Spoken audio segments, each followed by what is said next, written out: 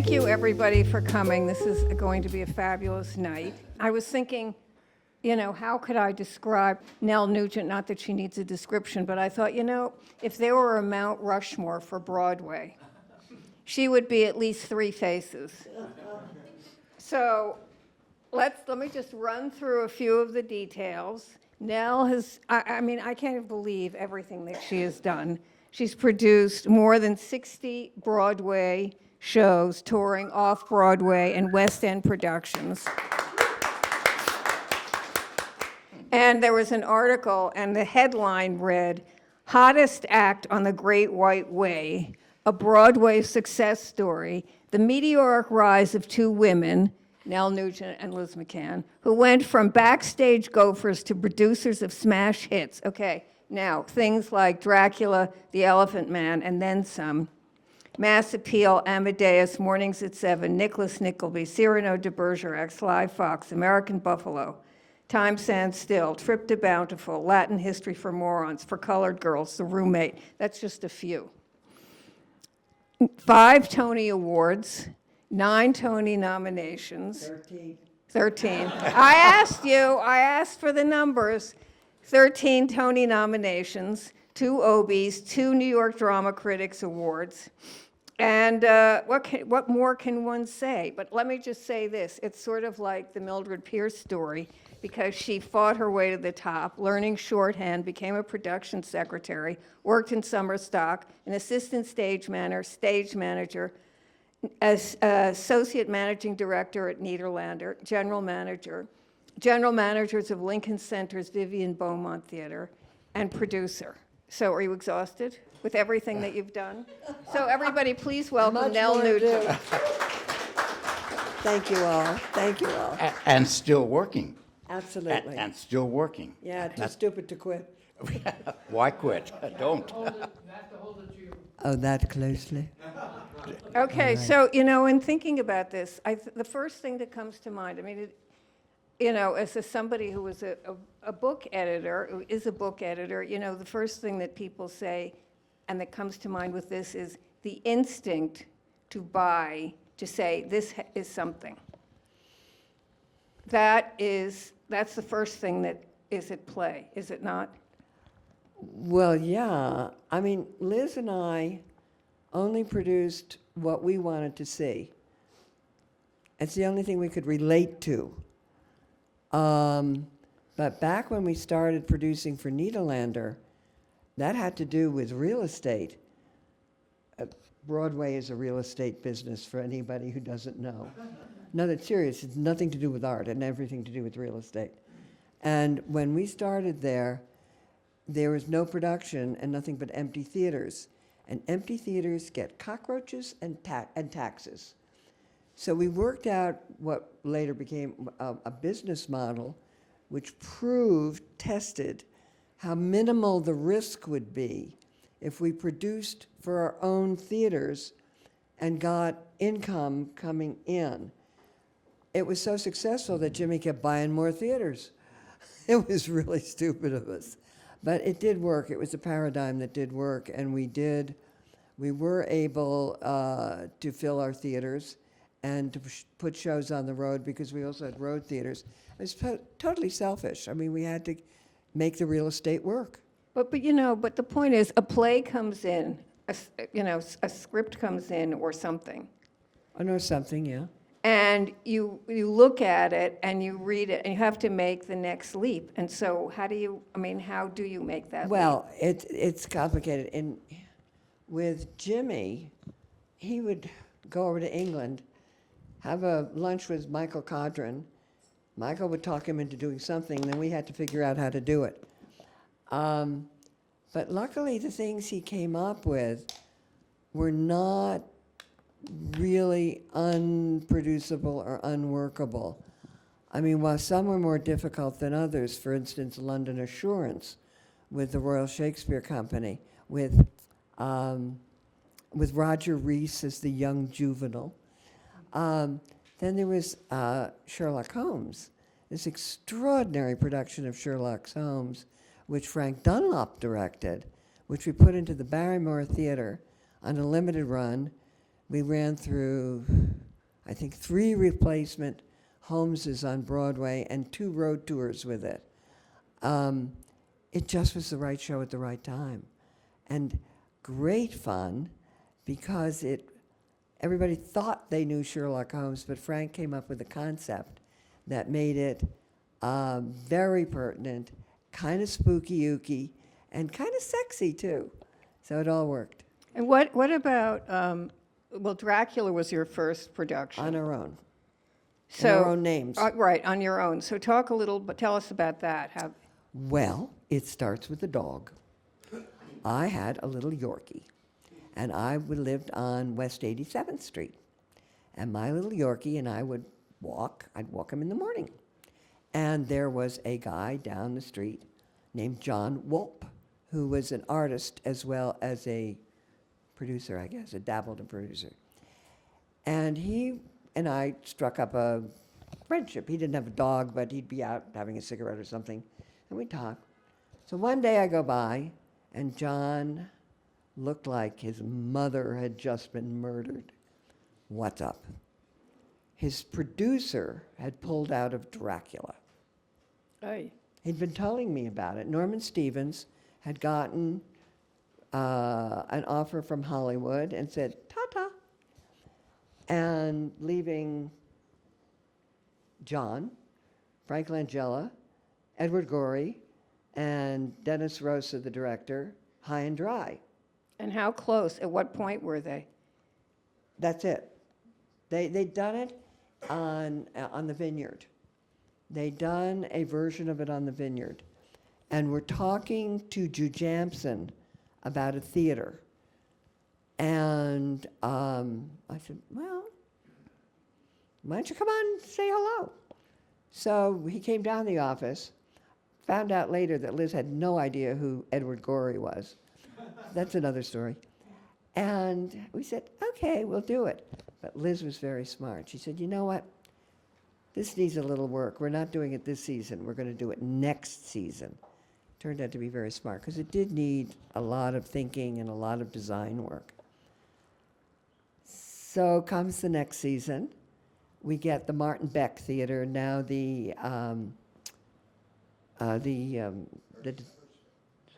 help me. Hirschfeld, right. Now the Hirschfeld. And I remember Jimmy saying, you don't want to go. Jimmy talked like this, I swear to you. You don't want to go into that theater. It's on the wrong side of Broadway. You don't want to go into that. You want to go into a Nederlander house. Jimmy, you don't have one available. Anyhow, the gloom pit that theater was perfect for Dracula. And the street at that time had hookers everywhere. I mean, the corner was Hooker Alley. We went to Boston as a tryout. And it was looking okay in Boston, but we were far from a hit. And that's when Liz and I called in the generosity of theater. And we called in some favors. Called up Robin Wagner, who's a great, great designer, who was someone we knew, and said, Robin, something's wrong with the set. We don't know what it is. Would you come up? And Michael Bennett, would you come up and hold the young director's hand? A lot of people came up to Boston to help and not tear us apart. And Robin's first thing was, well, the set's black and white with a touch of red. We said, that's the gimmick. He said, no, it's too harsh. It's too black and too white. You have to gray it out a bit. And we grayed it out a bit. What years are these? Oh, Dracula was 1970. Seven. Okay, Thank so you. it's in the 70s. Got it. 1977. I wanted to place it in my Thank you. And Dennis was doing a great job with the style he invented for the show. But he was a young director. You know, Michael, sat there, gave him confidence, said, you're doing fine. And there were so many people whose help made Dracula work. So we come into New York, and we're at the gloomy Martin Beck with the hookers on the corner. And we opened in the winter. Liz had decided that it was a 3-act play, so it had to be, chilly in the house. So she told him to turn on the air conditioning. And we were the only air-conditioned theater in December in New York. The audience froze to death. And it was a mega hit. It was a mega hit. And it was a mega hit because it was sexy, and it was stylish, and the mommy could bring the kiddies, and they didn't know what was going on. But now you mentioned at being a producer, but you're making creative decisions. How often was that part of the job? Because people, I think, we have to be educated. We think of producers as raising the money. But Well, we you're do. talking about creative and We artistic do. input. Well, when people say they're creative producers, I don't know what in blazes they mean. I mean, were you working on the shape of it? Were you working on the script? Well, everything. I mean, I was a stage manager for a long time. I can read a set of blueprints as fast as anybody. And I can look at the prints and say, we don't need that, or that's not going to work. And particularly when it comes to cutting, when your budget is, say, $300,000, and the set bid comes in at $500,000, you got a choice with the designers. You're going to cut it, or I'm going to cut it. So, You know, I just have to say one thing. I have to take some responsibility for the success of Dracula. Tell And me. I'll tell you why. Because in 1976, the year before, I published a book by Anne Rice called Interview with a Vampire. And that, as they It was say, in the set air. the stage. It was in the air. Thank you. Anytime. You did a great job. No, But is that a fair question, Nell, about Well, it raising is and money it and isn't. making artistic decisions? I mean- is there a balance, a fine balance there? every producer's different. I mean, no two of us is alike. When Liz and I started, if you recall, there were like 2 or 3 names over the title. Yes. I mean, David Merrick David presents. Merrick presents, Alexander Yeah, or Cohen presents. Yeah, Alex Cohen presents, McCann Nugent presents. Now, I quit after 42. I count up to 42, and after that, I don't count anymore. Those people are wonderful. They put in money. They like to think of themselves as producers, and yes, they are part of the producing team. But we, Liz and I, were very much in it. I mean, we work closely with the writers, in the case of Balderson and Dean, who were very dead writers, with an estate that was very protective. You know, we couldn't do much with the script, but we could guide the creatives, and of course, you have approval of casting and approval of everything. And you create the marketing campaigns, which have changed and changed and changed. But can you still be the kind of producers that you and Liz were back then in the market today? The answer is yes and no. It's as much as you let people be and as much as people want to be. I mean, some investors whom we adore want to be very much, quote, active producers. If they don't meddle, that's fine with me, but I do make it clear that going around me and talking to the creative people without my knowledge is not on, because it confuses people. You can't have more than one person talking to a creative person. Even Liz and I would work out who was going to talk to whom. I mean, take, for instance, Amadeus. Huge hit in London. We had to buy it. We had to agree to produce it when it was a script that thick and had never been produced. Peter's agent called us to lunch one day, Robbie Lance, known as the Wiener Schnitzel.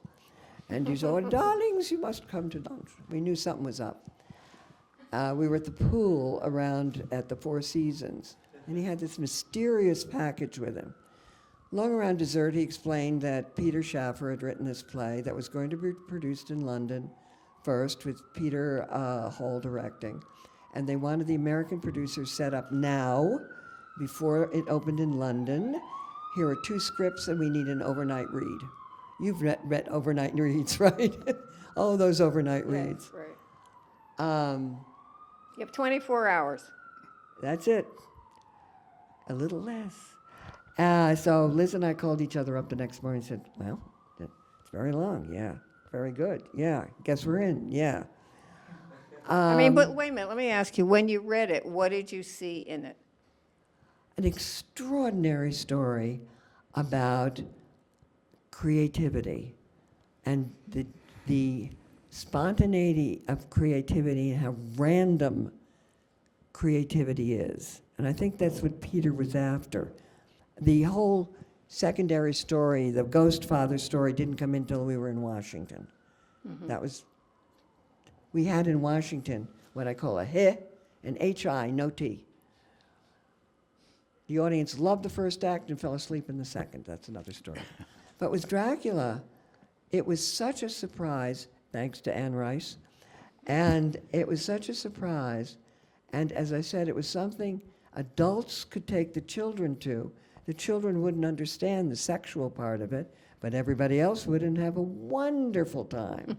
For those of you who didn't see it, it started with wolf howls. I mean, in the dark, the wolves howled. Come on already. The audience was already applauding. And tell me, just before we move off of this, what about working with Edward Gorey? I mean, Oh, Ted.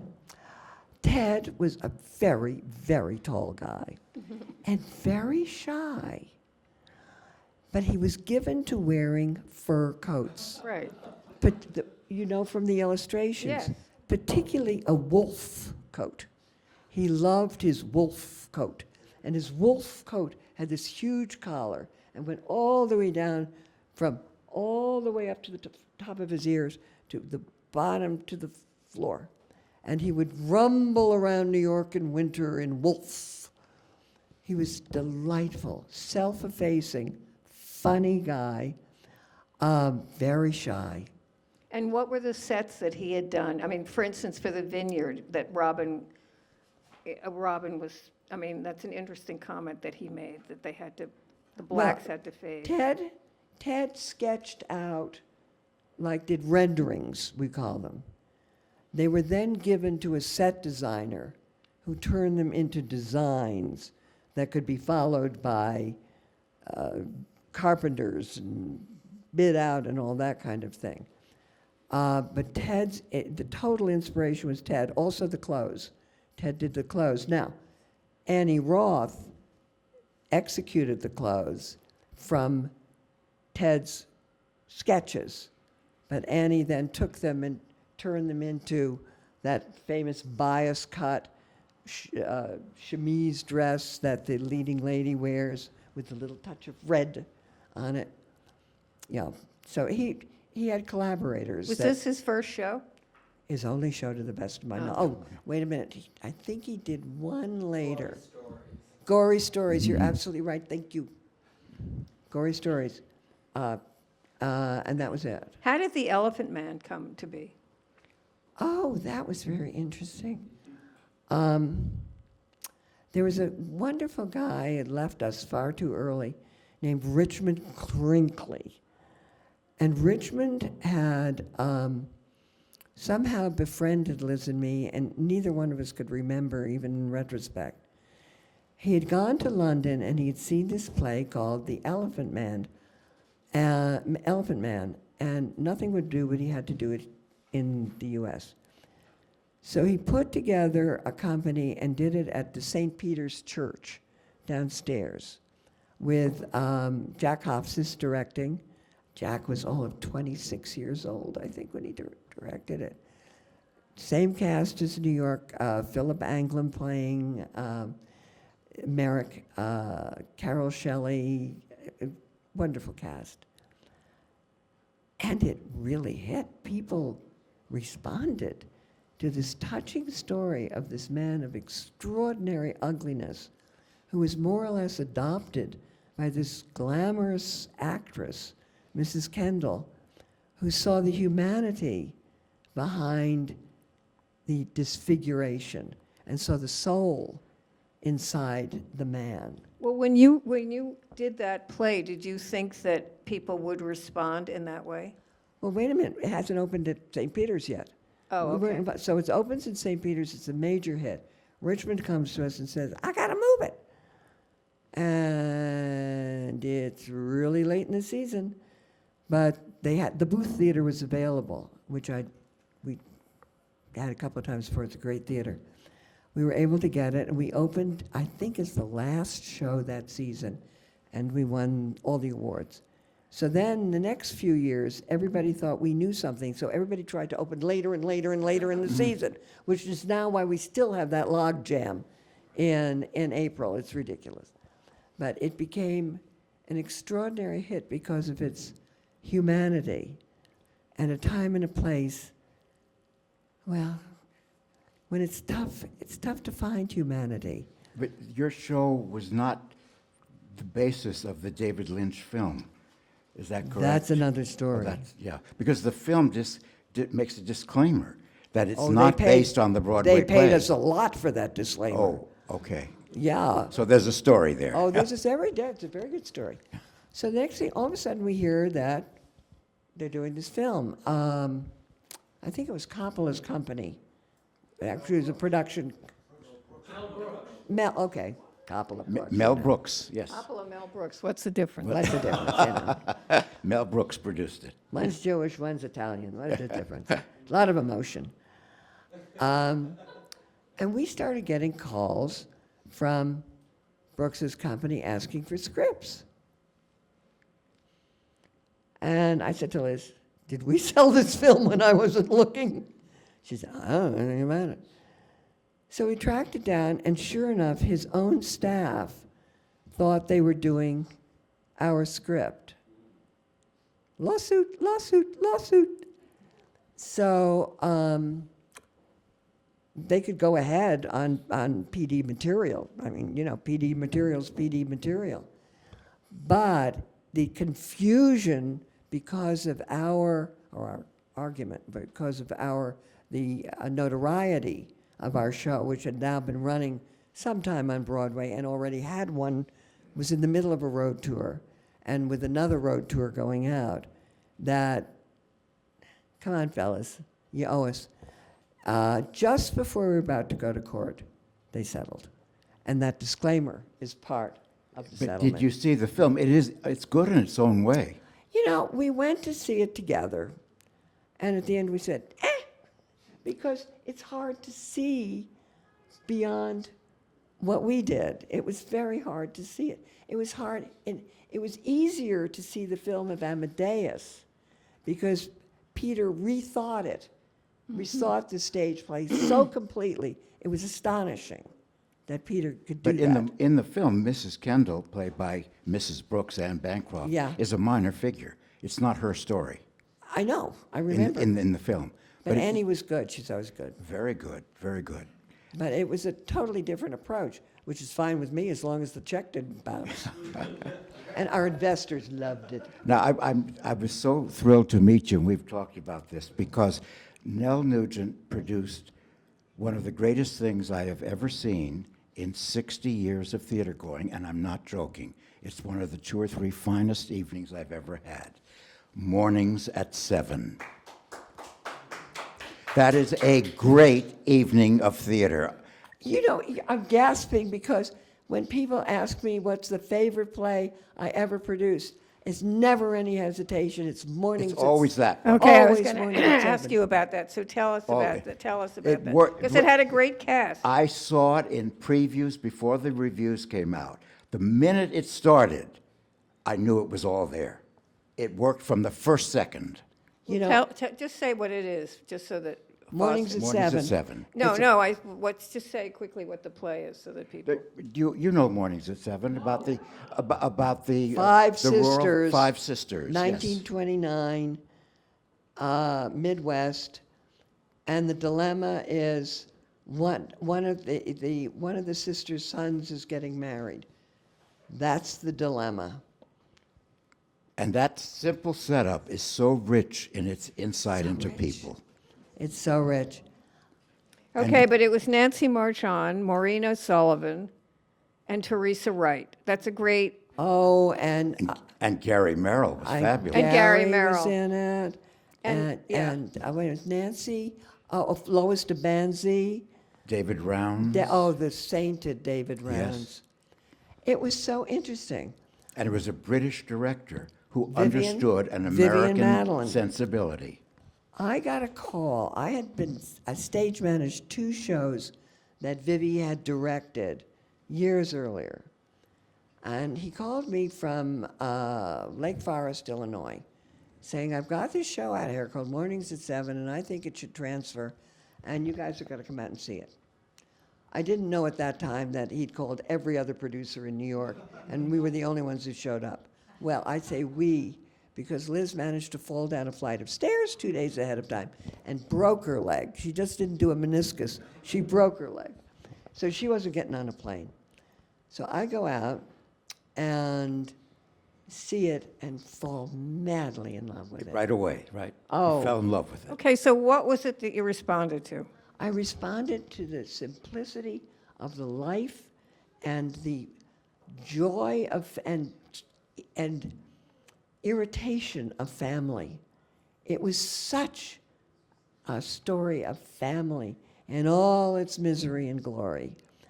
And Vivi it had been produced twice before on Broadway and been a big flop, 2 flops.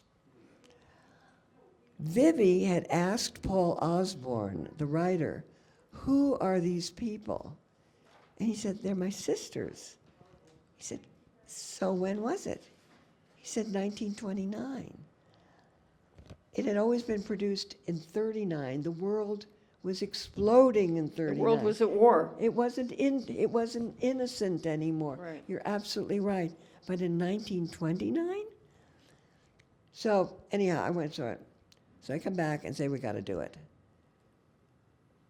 Liz looks at me, you're really not serious. Oh yeah, we went on and on. Finally she said, all right, we'll do it. The greatest act of faith that any partner ever had was Liz going along with that. And I tell you, it was a nail biter till opening night. We opened, for those of you who remember, as a transit strike ended. I do It's remember. 1981 that this play opens, by the way. That's right. How did you get investors for a play like this? It wasn't easy. You know, it was interesting because I remember Bernie, as in Jacobs, at the Schuberts, had promised me, I think, $200,000. So I get there to pick up the check, and he said, well, I think 100,000. You know, it was really tough raising the money. It was really, but we did. We raised it. But did you know from the first preview that this was connecting? Because I saw it very early on, and I knew. Well, you reacted when the curtain went up, right? I did. The set was extraordinary. It was evocative. Look it up in the books. It's in all the books. Who did the set? I think it was Billy Ritkin. And who wrote the play? Paul Paul Osborne. Paul Osborne wrote Yeah, it. who Okay. was much better known as a screenwriter. East then. of Eden, for instance. Oh, yeah. Yeah, Sayonara. yeah, he's a terrific screenwriter. Great screenwriter. I remember, I skipped forward, but at the Tonys that year, when we won, Liz called him up, said, I'm calling up to accept this award, Paul Osborne, the man we've kept waiting 50 years. And it was very sweet. It was very sweet. But how And did you get that cast? And it well, was no, so wait, shrewdly But cast. the curtain went up, see, and the authenticity. And Liz and I had a thing. I said, there are no screens on the windows. I want screens on the windows. Liz said, why do we need? Oh, I said, we need screens on the windows. Later on, she always called me screens on the windows. The authenticity. The cast was one that Vivi put together. Oh, We made a change. We made a change that outwent. One went out. Liz Wilson we brought in, who was wonderful. Ari. I mean, brilliant. And we replaced the Ari. That was the only replacement we did. And talk about working with Maureen O'Sullivan and Teresa Wright and Gary Merrill. Well, at that particular moment in time, we were in the Lyceum Theater. That was built as a rep house. So it's an extremely long corridor that goes, and the theater goes from 45th to 44th Street. And at the end of the corridor on 44th Street is the stage door. At that moment in time, Mia, as in Pharaoh, had decided to chuck her current husband and go off with Woody Allen, her current husband being Andre Previn. And I remember, and the paparazzi were all over at the stage door. We had to have security there because Mia would be slipping in and out to talk to her mother. And I remember Liz and I saying to each other, is it true? Is it true? So off we go over to the theater to say to Maureen. And Maureen is doing her makeup, looking at us in the mirror. And I said, okay, Maureen, is it true? Is Mia? And she, oh, that Mia always goes off with short musicians. Frank Sinatra, short musician. Andre Previn, short musician. Woody Allen, short musician. I mean, is that a way to blow away 3 major talents? Only a mama can do that. That's where I first met Mia, and then years later, I produced Mia in Love Letters, first in Love Letters, and most recently in The Roommate. And our bonding experience had been with her mom In your favorite show. in my Your absolute favorite show. Now, unequivocally- was it your idea to get her for Love Letters? Oh, yes. What made you do that? Because I knew how brilliant she was. She hadn't been on stage in a long time. It took forever to convince her to do it. But she did it and did marvelously. I saw every cast you had of Love Letters on Broadway, and Mia Farrow gave one of the best performances I have ever seen. I'm so glad Then you I'm remember talking it. out of school now, but we're among friends. Then I saw You said Carol Carol Burnett and Candice Bergen. and Candy. Nothing happened. No, it's Mia. Nothing happened. Nobody listens like Mia. Was that Nothing Brian happened. Dennehy who was, With Brian. He's great. And He was great. Brian was so protective of her, Vicki. She was very, very camera shy, and she really gave the publicist hard part. She didn't want to talk about Frank Sinatra. She didn't want to talk about Woody Allen. She didn't want to talk about any of it. And the publicists had to really work hard on her and the interviewers to make sure she was safe. And Brian always went with her. And if they'd veer off, he'd go, oh, hello, just a minute, hi. But you opened with her. Yes. And then you had other people, Yes. all stars, after Yeah, her. yeah. But in my opinion, they didn't work, and she worked brilliantly. But it would have been, you were going to go on with other people. but didn't it you go on the closed. road for years? Yes, we took Ryan O'Neill, and yes, went tour with it. And that was magic. When they came on stage, the audience just jumped up and screamed. All they could think of was the film. But was it your idea to rotate the casts like that? I think it's a wonderful Well, idea. actually, it was Pete. That's what Pete Gurney wanted. Okay. Wonderful, but you couldn't sustain it. No. It didn't work. Well, at a certain point, you know. I actually, if I may, I did my homework. I want to talk about a one-night flop. Speak. You opened a show, and I've forgotten the name just because I was rushing here, but it starred Richard Dreyfuss. Oh, Total Abandon. Total Abandon. At the Booth Theater. But do you know when that's about to happen, that you're going to open and close a show in one night? Well, let's put it. Well, isn't that a good question? We didn't plan it that way, but we could tell as previews went on that the audience was mentally leaving. I mean, you know when an audience is mentally leaving. It's what I was starting to say about Amadeus down in Washington. I mean, we had a hit, but no tea. First act, great. Second act, they came in all excited, and then you could hear them. And we were at our wits' end in D.C. on Amadeus. We were really on our wits' end. But Total And- Abandon couldn't be saved? Total Abandon could not be saved. There was no saving it. It was what I call a bad idea gone wrong.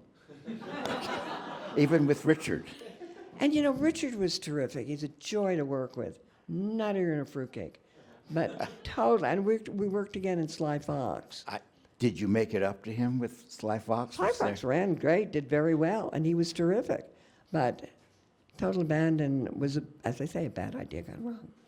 Okay, I just have to go back to Dracula for a second, not because of Anne Rice, but when it was your first Tony, and that was your first play that you did on your own. It was our validation too, Vicki. I mean, it was our validation. The reviews were astonishing, and our ad agency talked us into taking what is called a double truck, which is 2 full pages in the New York Times, a double truck. No one had ever done it before for a play. All right. So we were laying out, there were quotes, we had quotes that are quotes that are quotes. I mean, the selection was ridiculous. So we finally finished with the ad agents. We look at our watches, we're starving to death. So we decided to go to Sardi's to get some food. We walk in, and Frank Weisberg, who was a very well-known lawyer in the business then, sitting at table one with all the Schuberts, stands up and applauds. That was called the clap. You were given the clap. You ready? You were given the clap. So we were given the clap, and we were looking around, who's getting the clap? It was us. And it was such a hit, and we were fog-bound. But so did you know that it was going to win the Tony? Well, you never know, and there's some weird stuff. I mean, I'll tell a tale out of school. Some years ago, because Liz and I weren't working together then, Time Stands Still was nominated. Great play by Donald Margulies with Laura Linney, among others. Was up against Art, which is now having a revival. And I knew we weren't going to win. I knew Art was flashy. It's still a very minor piece of work. And I was still bored witless after 35 minutes the other night. But there it is. I knew we weren't going to win. I knew Art would. But did I know we were going to win? No, we were up against something. So how did you, I mean, it's a stupid question, but it's an interesting question. When they announced the play at the Tony Awards, I mean, here you had done all of this work. You'd worked for so many years, stage managing, summer stock, all of this stuff. And here you have done this first play, and you're getting a Tony. Pretty exciting. Yeah. It's pretty exciting. I had a very nice dress. Which reminds me, I was doing a show called The Gin Game, which Mike Nichols was directing. And Mike had an edict that no one who'd seen the play before could be seated opening night. No one. So Flora Roberts, legendary agent, We as love you know. Flora Roberts. Oh, brilliant agent.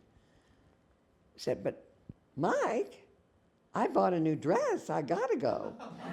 And Mike said, Flora, the dress can go. You can't. And so what was it like to work with those two? Jessica Tandy and Hume Cronin, I mean. You know, Liz and I always said we'd crawl down Broadway on broken glass for them. I mean, their joy in work was extraordinary. They loved the work. And Jessie would get really antsy if she didn't have a show to do. So Hume was out hustling constantly to put a show together for them because, I mean, she'd get to a point after a year and a half and she'd get really bad. So he always was making sure they had a party thing they did, a show that they would take out called Tea for Two or something like that, that they would get some gigs and Jessie would get to exercise herself and be fine. Were you tempted by musical theater? I know you did Tango Argentino and certain, but full-scale musicals? We only did one, Leader of the Pack, thank you. But, you know, Is we that a didn't different have the genre feel- altogether? We didn't have the feel for it, I think. I think it just felt alien. We didn't have the feel for it. That we managed a number of them, but producing them, we just didn't have the feel for it. Now talk about how you and Liz got together. I mean, you'd worked together. I guess you were training together. Well, not quite. Okay. But don't forget to ask me about Nicholas Nickleby. I will, don't because worry. It's I promise. seminal. It's seminal. I had been working as a stage manager for some time, and Liz had been working as a company manager. She also had a law degree. She was a member of the bar, and she had clerked for John Wharton, who had helped get her into theater. Paul Weiss Wharton and Garrett. Anyhow, we knew about each other because we were two women in theater when women weren't, you know, in the managerial side. And there was a legendary set designer named Robert Randolph, Bobby Randolph, who gave a legendary Christmas party every year. And on this one year at the legendary party, I was walking in when this woman was coming out. And Bobby was at the door and said, "Oh, Liz McCann, do you know Nelle Nugent?" And I said, "No, I'd love to meet her." Liz turned around and went in. I went back in. 2 hours later, we were still talking to each other. And that was the beginning of Liz and I finding each other as women, professionals, people who understood each other and learned to trust each other implicitly. I mean, we had each other. That was the important part of our partnership. When nobody wished us well, we had each other. And so I mean, I'm sure it was difficult because you were two women. Oh, she'd quit, Niederlander. I was supposed to replace her. But the night before the switchover, she called me up crying and said, "I can't leave." So I said, "I'll be right over." So I went over to her house, and we cooked together. We cooked up a whole thing about why Jimmy needed both of us. So we go in the next day and sold Jimmy both of us. He was so glad not to have a hen fight. I think he said, "Fine, I'm signing up here. Yes, go. Do it." And what were they like? What were I mean, talk about these theater owners, because they're sort of amazing people. The Niederlanders. Well, the Niederlanders from Detroit. Here's a Detroiter here. They started out in real estate in Detroit. DT, Jimmy's father, had the Fisher Theater and whatever, and somehow they decided to send Jimmy into New York to exploit the New York holdings such as they were. The Palace Theater, I think, was all he had at the time. Then they got the Hellinger, and then the Atkinson, and so on. Because Jimmy had a few dollars cash when nobody had any. So as I say, you put $1 down, get a huge mortgage, and then get another theater. The point was we had to fill the theaters, and that's where it came in, where Liz and I. You knew the Schuberts as well, of course. The original Well, Schuberts. yes. I didn't know JJ, but I knew Larry Schubert Larry, who would weave his way drunk Foster down. did a book on the Schuberts. Yes, I knew Larry Schubert Lawrence. When did that book come out? 81. Yep. All right, so tell us about. No, I mean, the Schuberts and the Niederlanders were kerosene in a match. Yes. Kerosene in a Always, match. always. The Schuberts and any other Well- theatrical organization. Jimmy's argument was the Schuberts had a foundation and didn't have to pay the taxes he had to pay. Okay. It was hate at first sight. They just didn't like to be in the same room. Now, Nicholas Nickleby. Ah. Let's talk about that, because that's a show that has a lot of stuff around it. Yeah, and it's really important to realize that there were 4 major decisions that made Nick Happen on Broadway. One was Liz getting this cockamamie idea to do it in the first place, and realizing that we had to put the Schuberts and the Niederlanders together, because Niederlander had a contract with the Royal Shakespeare Company for an output contract. He paid them a pittance every year, and he had first dibs on anything they did. Nick was a huge hit in London, but he didn't have any theaters. The Schuberts had theaters. I mean, we just didn't have one, or they didn't have one, Liz and I had left by then, one that would work. So the whole thing was getting Schubert and Niederlander to agree to work together. There was a legendary meeting at a restaurant called Del Soma's, long since gone, on 47th Street. We met on a matinee day after the matinees were in, so nobody was there. It was pouring rain. And it took a lot to convince each of them. We said, you have to be in the same room at least once. Jimmy arrives, looks around, he's not here, I'm leaving. Liz gets on the phone, this is long before cell phones. Where's Bernie? Bernie's arriving. Bernie walks in.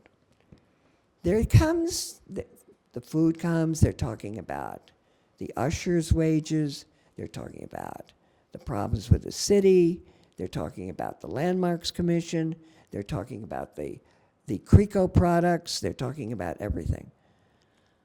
Time goes by, it's time to end up. Jimmy stands up and says, I gotta leave. And I said, wait a minute. Are we doing this or not? And Bernie, now I'm telling you, men and women talk differently. Bernie says, Nell, what do you think we've been talking about for the last 2 hours? I get it. Once more, they had to be in the same room to sign the contracts. We sent our staff out to lunch. We had the contracts signed up, the pen signed up, everything. They come in, sign, leave. That's the last time they were on the show until opening night. Now, in between, a lot of things had to happen, not the least of which was changing all of the contracts, the collective bargaining agreements for the theater. Because the collective bargaining agreements envision a 3 to 3.5 hour show maximum per performance. We were 8.5 hours per performance. If you followed the collective bargaining agreement, we couldn't do it. Couldn't be done. Because the crew would have to be in the house at about 11 o'clock in the morning and not get out till 11:30 at night. So I came up with this weird solution, which Liz said, hey, great idea. So I called Bernie, I said, I think I figured it out. We'll knock off the stagehands first, and this is what we'll offer them, something that they never will be offered again by anybody, and we'll put a sunset clause on it. He said, what is it? I said, we'll guarantee them all 14 weeks. If it's a flop, we still owe them 14 weeks. Pause. It'll work. So we go and meet with the stagehands, and when we put this, Bernie puts it on the table, and you can see the eyes rolling around, a guaranteed 14 weeks. Holy cats. No one ever did. With the sunset clause, they bought it. We then went to the musicians, and it all went down from there. It never again happened. It was only once. And when we took the Tony that night, I was damn sure I thanked all of the unions for giving to the Red Cross. So then that was it. Then it was Bernie's $100 ticket. I mean, $100 for 8.5 hours of theater. Now you pay $150 for an hour and a half. And it was that was the other big decision that made it. Oh, and the last one was the production schedule, the performance schedule, which I had to go to London to meet with the cast and get them to vote on it. They were co-op. The RSC was a co-op then. So I had to get them to sign off on it, which was they'd play 2 Wednesday, 1 Thursday, 1 Friday, 2 Saturday, 2 Sunday, and then 2 days off. But you couldn't, as a buyer, as a ticket buyer, you couldn't split them up. So you bought the 2, the 2, the 2, or the 1, 2. But you couldn't buy them back and forth. No. That's okay, we sold out. And how long did it run for? Forever? No, it was 14 weeks. Oh, 14 Remember, weeks. they wouldn't.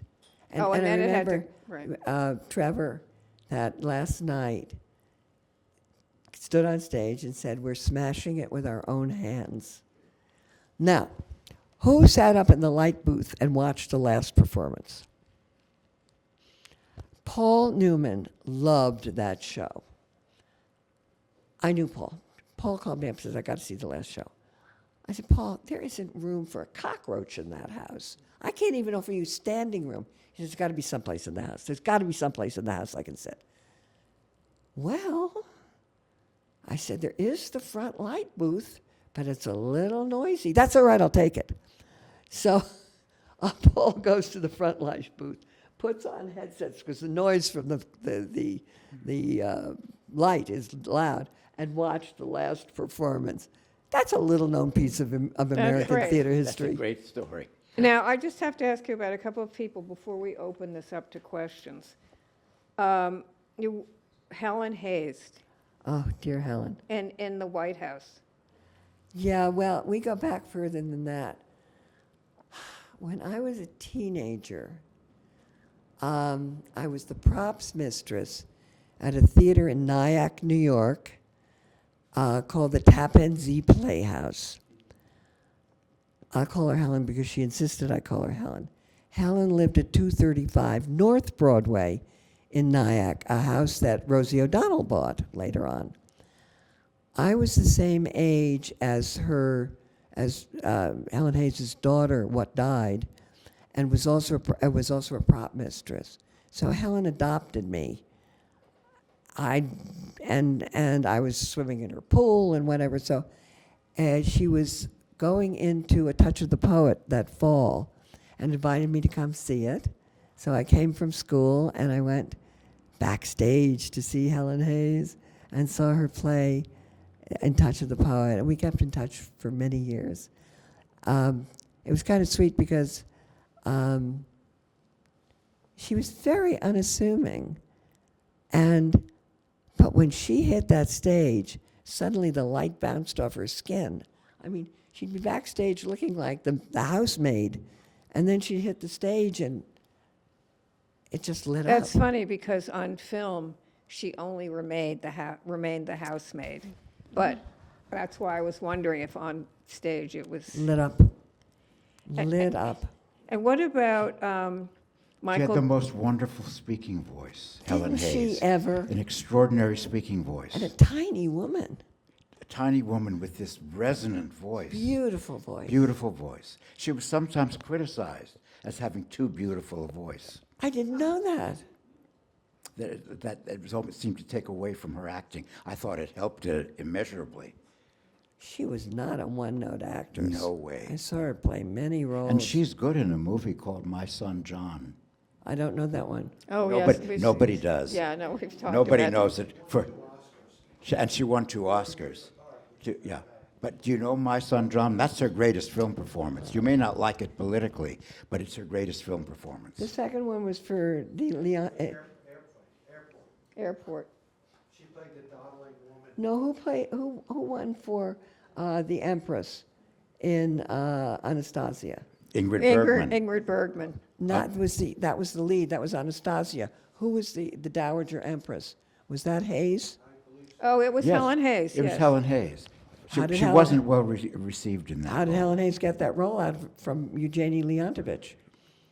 Well, Eugenie Leontovich's agent was a jerk and kept holding out for more and more and more money, and they said, "We pass," and that's how Helen Hayes did the show.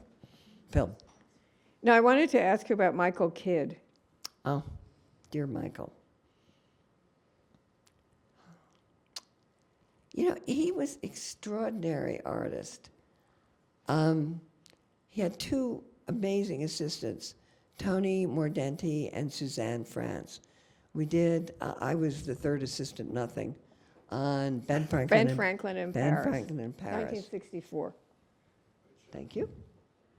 And we had a long out-of-town tryout. We were in big trouble in Boston. The thing is, Michael was a brilliant choreographer, and he knew how to move actors around a stage, but he sure as hell didn't know how to direct a book scene. He just didn't know how to do it, which was a pity. Listen, it wasn't great theater. Could have been better than it was.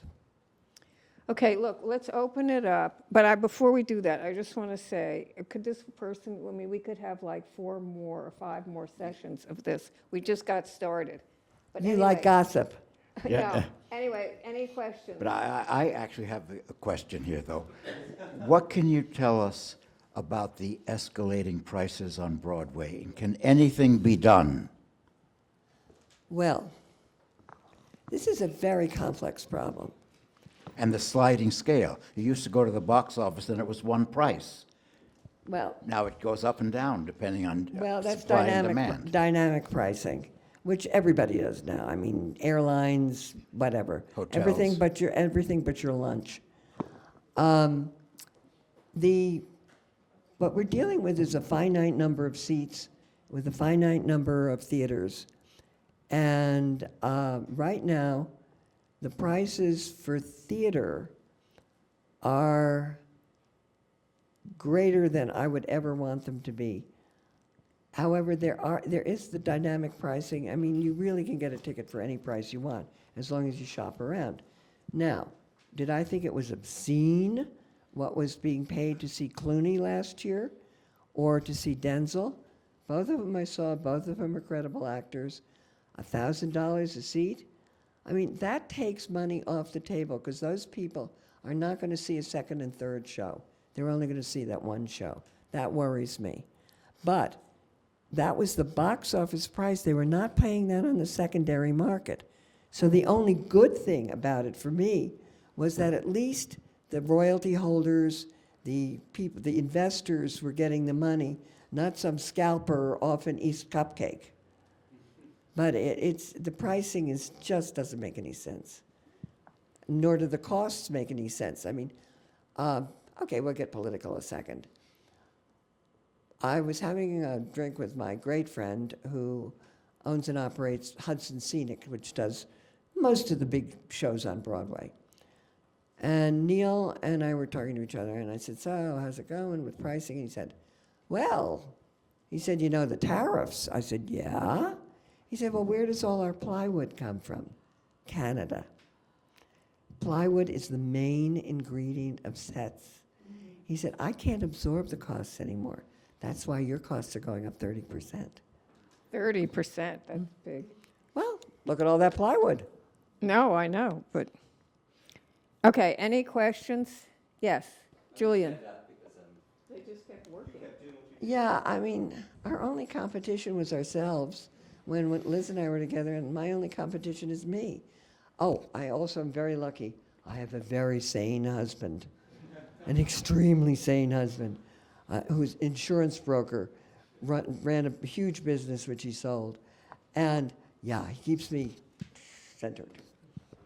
Anybody else? Yes. We didn't think of it. We already knew we were mavericks. We knew we were not Jewish. We knew we were not men. We knew we were alone, but we had each other. See, that's the important thing to remember. We trusted each other completely. And anybody tried to get between us, I mean, we fought like cats. But if you tried to get between us, it was Scylla and Charybdis, you were crushed. I mean, I felt sorry for some people who tried to separate us or tried to plant something, and they just they wouldn't know what hit them. I mean, we just attack. Did you know Cheryl Crawford? My mentor. How did you guess? She was your mentor, because she was a woman alone in theater before you. She was an extraordinary pioneer. Dear Cheryl. The group theater, the Actors Studio. Well, when she died, her friend, companion, asked me if there's anything I wanted. And I said, I wanted a copy of a picture that was taken years earlier, and it was the three of them that became the founding of the group theater. Oh. It was Lee and Cheryl and whatever. And Harold Clurman. And yes, and Harold. I mean, Cheryl was everything to me. Cheryl Crawford didn't move her lips when she spoke. Nor did Roger Stevens, the great producer. And I had a nightmare fantasy of having lunch with him. I mean, seriously, neither of them moved their lips when they talked. All right, let's see if this is going to work. I don't know if this is. But here's some more of Nelle Nugent. See, Oh, hottest that's act on the Great White Way. Oh, well. Oh, there's John Lithgow. John Leguizamo. What a joy to work with he is. Yeah. We did a couple of shows with him. Oh, that was New York Times Magazine section. We both had our hair done for that. Who's that, Jimmy Needleland? James Morton Niederlander. Indeed. He had a little trouble with my name, Nugent, so he called me Nugget. And he kind of spoke out, Nugget, get in here. Got to talk to you, Nugget. What do you think, Nugget? Oh, Frank.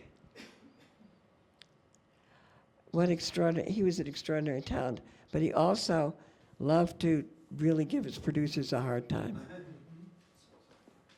Yeah, Ted's Designs. Oh, Dear Carol. Oh, was she good? Was she the makeup person? No, Carol Shelley was the original Mrs. Kendall. Oh, Mrs. Kendall. Oh. Kendall. And then she won the Tony that year, but left the show right away. She had another gig.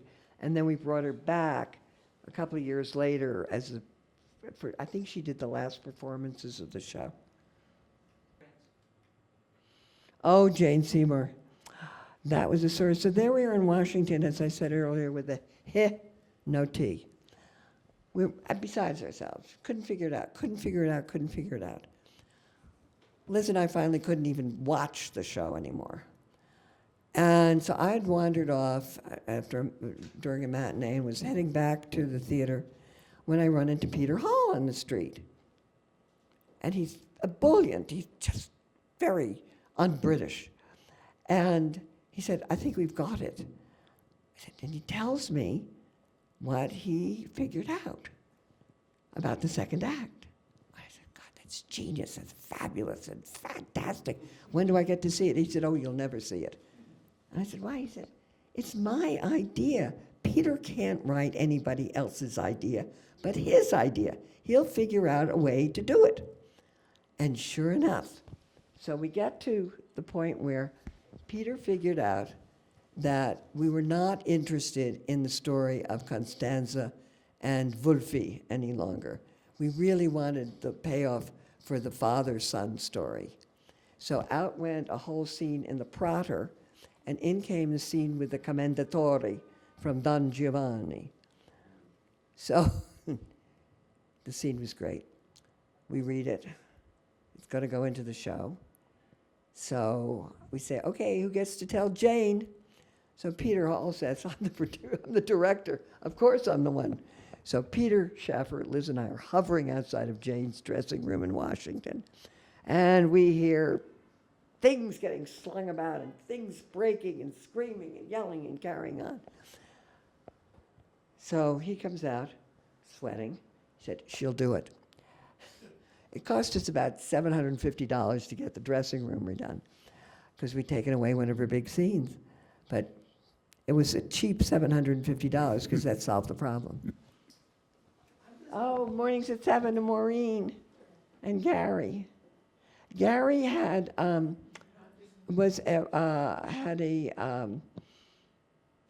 manic depressive. It was a manic depressive. And there were times when he'd get an attack. So there was a dressing room up a ton of stairs on a winding staircase on stage left of the Lyceum. And the rest of the cast banished him to it. That was his dressing room. He had to climb all. And every once in a while he'd turn up in the office in the throes of a manic. And, I mean, he'd be doing two-cushion caroms off the walls. But a sweet guy. Oh, that's famous. That is so well known. Now, that's not the original production there. That's the revival. That's the original production on the cover of Time. And that picture is taken at the Imperial Theater. It was one of the 2 days we got everybody together. And doesn't everybody look happy? Jerry, Jimmy, Bernie, they look so happy. And then the camera went off, and then boom. Boom. Yeah. Oh, Cyrano. Derek was a doll to work with, and he insisted on staying at a hotel on the corner of Central Park West and comes where the Trump Hotel now is. And the Thanksgiving Day parade came by there. And he was leaning out the window, watching the balloons, when Woody Woodpecker came by. And he loved Woody Woodpecker. Don't explain it. And slipped and cracked his ribs. Now I've got a Cyrano who can't do Cyrano. He can't leap off the balconies. He can't do the chandeliers. He can't do anything. So he could do the Benedicts because we were in rep. So there would he be sitting in the house or sitting backstage while his ribs healed, having gotten destroyed by Woody Woodpecker. Oh, Sly Fox. Oh, that was so fun. That was so much fun. the one who got the most laughs was Professor Irwin Corey. He had 11 words to say in the entire show. Every single one he got an outrageous laugh on. The character he played was slow.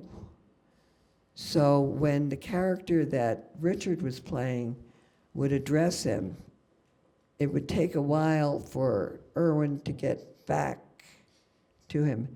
I mean, the audience, it was 11 words, everyone, a total laugh. Was that Elizabeth Berkley before or after Showgirls? It was after. After. So you gave her a chance. She was lovely. Really? And you want to feel like a dog as a female. Walk into a thing behind Elizabeth and Rachel. We had to do a thing for, I don't know, some tribal ritual we were doing. So I get to walk in behind these two. You really want to feel like leash goods? I felt like leash goods. Did she do a good job in the show? Fabulous. I mean, really good. Comic timing. I mean, such an underrated actor. Well, So Showgirls underrated. killed her off, basically. She's You know, it's so unforgiving. It's so unforgiving. And she's so gifted.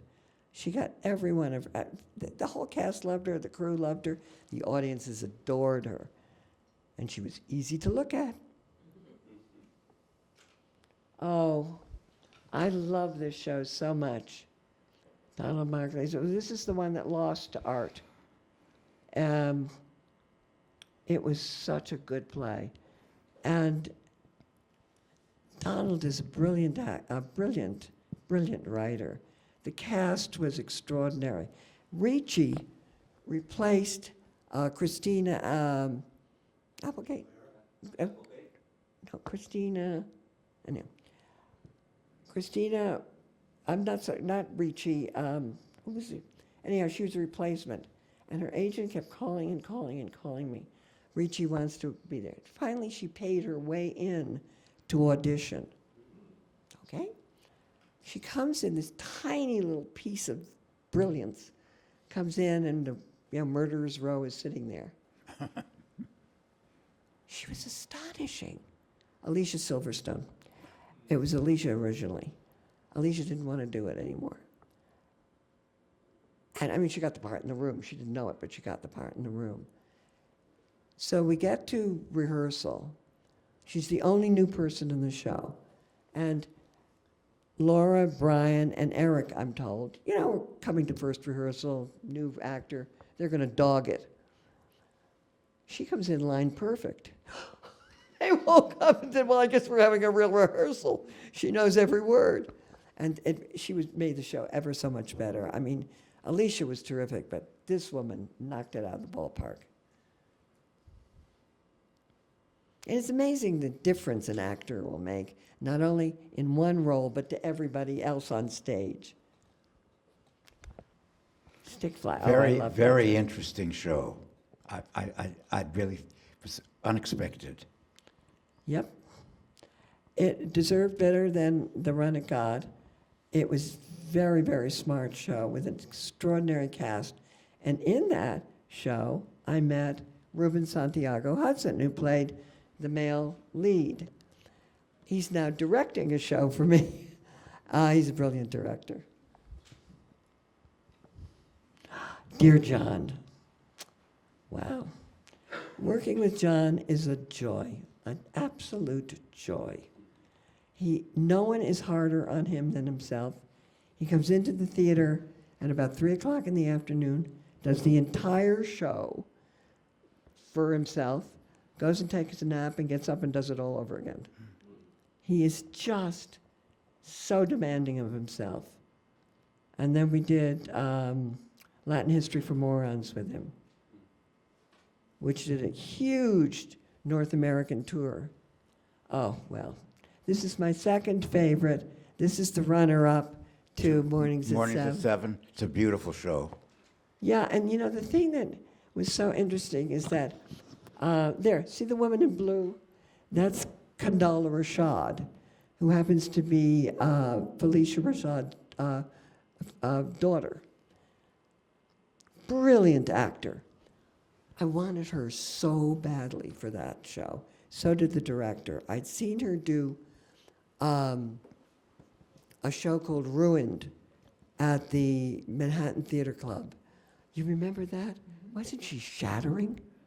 Shattering it. It was clitoral mutilation, the play was about. Fun topic. And Felicia just wasn't sure. She, no. So I finally, the agent kept saying, no. And I called up Felicia. I said, look, sweetie, do me a favor. Just have lunch with the director. If after that it's no, I'll take it. Okay? I'll take it. So I call up Michael. He takes her out to lunch. I'm looking at my watch. 2.5 hours go by. I get a phone call. Don't listen to my agent, I'm doing it. And you know what it was to me? See, it was 3 generations. It was having Cicely, Vanessa, and Condola on stage together. You could see the wand being passed. You could really see the wand being passed. 3 brilliant actors. Was it your idea to do it in a black version? No, actually, I think it was Michael Wilson's. And I got a call from the agent saying, Michael would like you to do this. And they had Cicely then, they didn't have anybody else. And I said, okay, I'll do it. Yeah. I loved working with Michael anyhow, and loved the play, and just the idea, it worked, it was so good. And of course, Cicely won the Tony that year. I was determined to get it for her. Let me give you one quick Cicely story. There are many Cicely stories, and believe me, she was not a joy to work with. But I was determined that she'd be really, really a contender for the Tony. And Liz was brilliant, my late partner was brilliant at Tony campaigns. Oh, no, we don't campaign. No. We don't do that, we don't campaign. So I said to the ad agency, I want a picture of Cicely on stage waving goodbye to Bountiful, but instead of facing stage right, where it is in the play, she's got to face the audience and the camera and do it. Melissa calls me, she won't do it. I said, Melissa, if you want this account to stay at that agency, you're going to get that picture. She got the picture. She got the picture. Quickly run through, just so that the audience can see what else is there. Oh, this was gorgeous. And Butterfly. Oh, there's John, Latin history. There's a Tony. Oh, there's Mia. Oh, dear Mia. And Liz and me. I was going to say, this is the final thing. Wait a I was minute. going to ask Nell, what are the qualities that are needed for being a good producer? I didn't have to ask the question. She's answered.